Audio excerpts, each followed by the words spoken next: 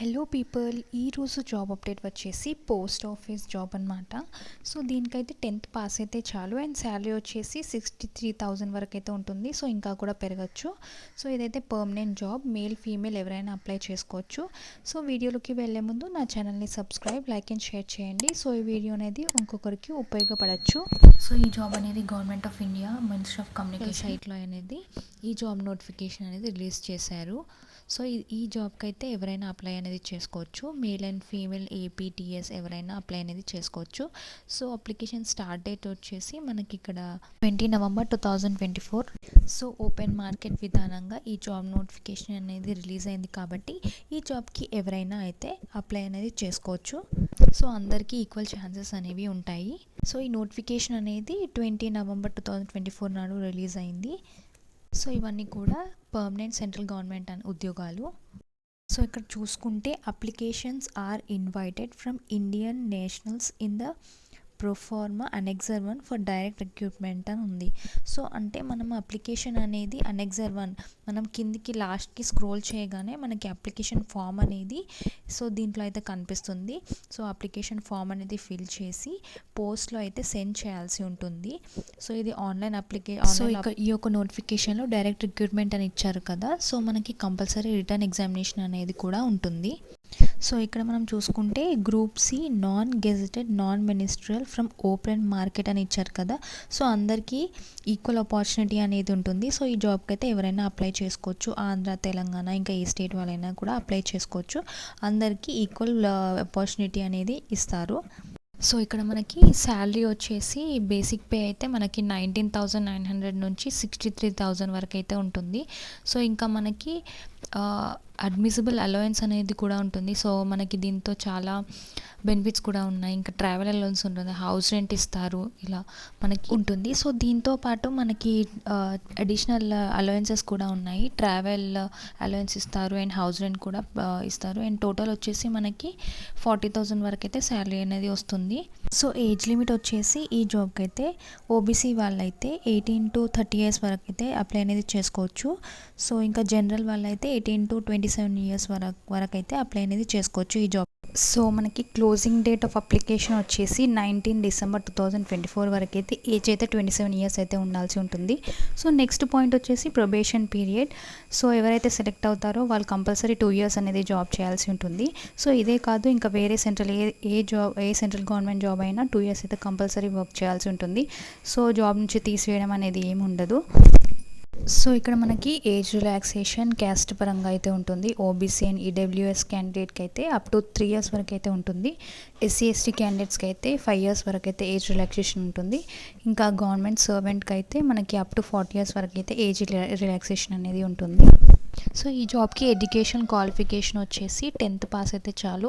So inter pass అయినా చాలు and degree కూడా పాస్ అయినా చాలు. సో ఇక్కడ మనకి ఎడ్యుకేషన్ క్వాలిఫికేషన్తో పాటు చాలు. సో ఇక్కడ మనకి possession of valid driving licence for light and heavy motor vehicles, అంటే డ్రైవింగ్ లైసెన్స్ అనేది లైట్ అండ్ హెవీ మోటార్ వెహికల్స్కి అయితే ఉండాల్సి ఉంటుంది. So knowledge of motor mechanism, so మనకి వెహికల్స్ గురించి కొంచెం నాలెడ్జ్ అనేది ఉండాలి. ఏమైనా డిఫెక్ట్స్, మైనర్ చిన్న చిన్న డిఫెక్ట్స్ అనేది వెహికల్లో ఏమైనా ఉంటే అది సాల్వ్ చేసేలాగా అయితే ఆ నాలెడ్జ్ అనేది ఉండాల్సి ఉంటుంది. సో ఇక్కడ మనకి experience of driving light and heavy motor vehicles at least for 3 years అని ఉంది. సో డ్రైవింగ్ అనేది light and heavy motor vehicles driving అనేది 3 years వరకు అయితే ఎక్స్పీరియన్స్ అయితే ఉండాల్సి ఉంటుంది. సో ఇక్కడ ఎడ్యుకేషన్ క్వాలిఫికేషన్తో పాటు ఈ స్కిల్స్ అయితే మీకు ఉంటే ఈ జాబ్కి అనేది మీరు అప్లై అనేది చేసుకోవచ్చు. సో ఇక్కడ మనకి డిజైరబుల్ అని ఉంది కదా, 3 years services home guard. So ఇది మనకు అవసరం లేదు ఈ జాబ్కి. సో ఈ ఏజ్ లిమిట్తో పాటు ఎడ్యుకేషన్ క్వాలిఫికేషన్ ఉంటే అయితే ఈ జాబ్కి అయితే అప్లై అనేది చేసుకోవచ్చు. సో ఇక్కడ మనకి స్టాఫ్ కార్ డ్రైవర్కి అయితే మనకి ఎగ్జామినేషన్ ప్యాటర్న్ అనేది 2 stagesలో అయితే ఉంటుంది. ఒకటేమో థియరీ టెస్ట్ అనేది ఉంటుంది, నెక్స్ట్ ప్రాక్టికల్ టెస్ట్ అనేది ఉంటుంది. సో థియరీ టెస్ట్లో మనకి general knowledge, sample arithmetic, general intelligence, reasoning, motor mechanism, traffic rule, signals and regulation, ఇలా మనకి 80 marks అనేది ఉంటుంది. సో స్టేజ్ 2కి వచ్చేసి మనకి 20 marks అనేది ఉంటుంది ప్రాక్టికల్ టెస్ట్. సో ఇక్కడ మనకి ప్యాటర్న్ కూడా ఇచ్చారు. సో ఇక్కడ మనకి క్వశ్చన్స్ అయితే మల్టిపుల్ చాయిస్ అయితే ఉంటుంది. 80 క్వశ్చన్స్ అనేది ఉంటుంది. సో టైం వచ్చేసి 90 మినిట్స్ అనేది ఉంటుంది. So language of question paper అనేది మనం హిందీ ఆర్ ఇంగ్లీష్ అనేది ఏదైనా చూస్ చేసుకోవచ్చు. సో ఈ నోటిఫికేషన్లోనే మనకి ఈ ఎగ్జామ్ గురించి సంబంధించి మనకి సిలబస్ కూడా ఇన్ డీటెయిల్గా అయితే క్లియర్గా అయితే మెన్షన్ చేశారు. సో ఒకసారి అయితే చూసుకోండి. సో చూడండి, ఇక్కడ మనకి చాలా సిలబస్ అనేది ఉంది. పార్ట్ 5 అని ఎన్ని మార్క్స్ ఇస్తారు ఈ సిలబస్, ఎవరైతే స్టేజ్ అనేది క్లియర్ చేస్తారో వాళ్ళు అనేది స్టేజ్ 2కి అప్లికేబుల్ అని ఇక్కడ క్లియర్గా మెన్షన్ చేశారు. సో ఇప్పుడు మనం అప్లికేషన్ ఫీజ్కి వస్తే అయితే ఎస్సీ ఎస్టీ ఫీమేల్ క్యాండిడేట్స్ అయితే ఏ అప్లికేషన్ ఫీ అనేది ఏమీ ఉండదు. సో ఇంకా మిగతా వాళ్ళకైతే ఎగ్జామినేషన్ ఫీతో పాటు అప్లికేషన్ ఫీ 100 రూపీస్, ఇంకా ఎగ్జామినేషన్ ఫీ 400 అనేది పే చేయాల్సి ఉంటుంది.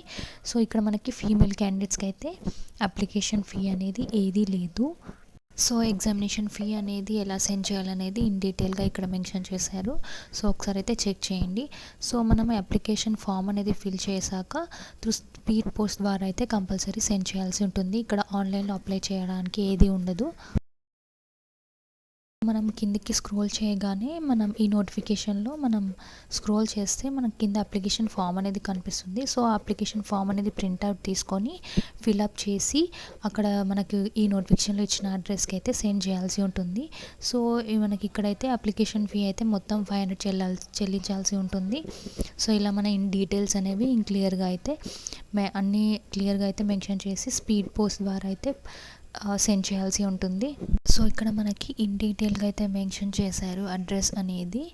సో ఇక్కడ మనకి assistant director postal service office of chief post master general Haryana circle, mall road 107, Ambala can't 133,001 అనేది ఇక్కడ మనకి క్లియర్గా ఇన్ డీటెయిల్గా ఈ అడ్రస్ అనేది మెన్షన్ చేశారు. సో ఈ అడ్రస్కి మనం పోస్ట్ అనేది సెండ్ చేయాల్సి ఉంటుంది. అప్లికేషన్ ఫామ్ అనేది మనం ప్రింట్అవుట్ తీసుకొని డీటెయిల్స్ అనేవి క్లియర్గా అన్నీ మెన్షన్ చేసి పంపాల్సి ఉంటుంది. సో ఈ మనకి పోస్ట్ అనేది మనం 19 డిసెంబర్ వరకు అయితే సెండ్ చేయాల్సి ఉంటుంది. సో ఈ జాబ్ నోటిఫికేషన్ అనేది ఇన్ డీటెయిల్గా క్లియర్గా చదివి ఈ జాబ్కి అనేది అప్లై అయితే చేయండి. సో ఇక్కడ మనకి అన్ని డీటెయిల్స్ అనేది క్లియర్గా మెన్షన్ చేశారు. నోటిఫికేషన్ అనేది లాస్ట్ డేట్ కూడా